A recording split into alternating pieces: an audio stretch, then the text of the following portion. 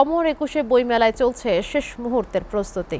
Bangla academy ও সোহরাওয়ার্দী উদ্যান প্রাঙ্গণে চলছে নির্মিত স্টল সাজানোর কাজ শেষ। সেখানে রয়েছেন আমাদের সহকর্মী হাসিবুল ইসলাম শান্ত। আমরা সরাসরি চলে যাচ্ছি তার কাছে। শান্ত, অমর একুশে বইমেলায় শেষ মুহূর্তের কি খবর রয়েছে আপনার কাছে? নিরাপত্তা ব্যবস্থা কেমন দেখছেন জানাবেন। নওশীন, আপনি যেমনটি বলছিলেন, আমি আছি রাজধানীর সোহরাওয়ার্দী উদ্যানে। অমর একুশে বইমেলার প্রস্তুতি চলছে এখানে। বাঙালির আবেগ, অনুভূতি এবং গর্বের ভাষা আন্দোলনকে কেন্দ্র করে প্রতি বছর ফেব্রুয়ারিতে এখানে বইমেলা অনুষ্ঠিত হয় বাংলা একাডেমির উদ্যোগে।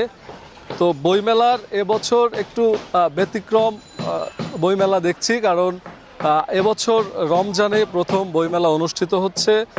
আগামীকাল সেই বইমেলা উদ্বোধন করবেন প্রধানমন্ত্রী তারেক রহমান দুপুর 2টায়।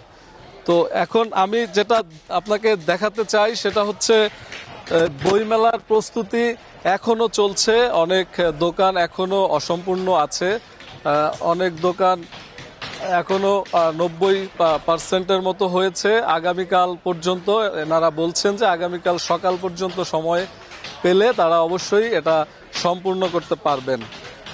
তো আমি সকাল 11টা নাগাদ আইন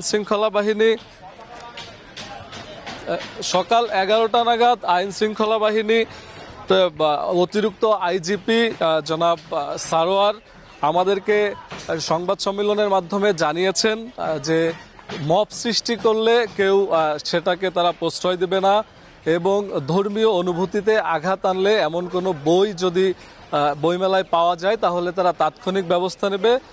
আরও নিরাপত্তার বিষয়ে তিনি জানিয়েছেন যে ছুটির দিনে নিরাপত্তা দ্বিগুণ করা হবে এবং নারী ও শিশুদের জন্য বিশেষভাবে নিরাপত্তার ব্যবস্থা থাকবে। আগামীকাল দুপুর 2টা নাগাদ বইমেলার উদ্বোধন করবেন জনাব তারেক রহমান, বাংলাদেশের প্রধানমন্ত্রী। তো এ পর্যন্ত আমার কাছে বইমেলা সম্পর্কে এটুকুই ছিল, নওশীন।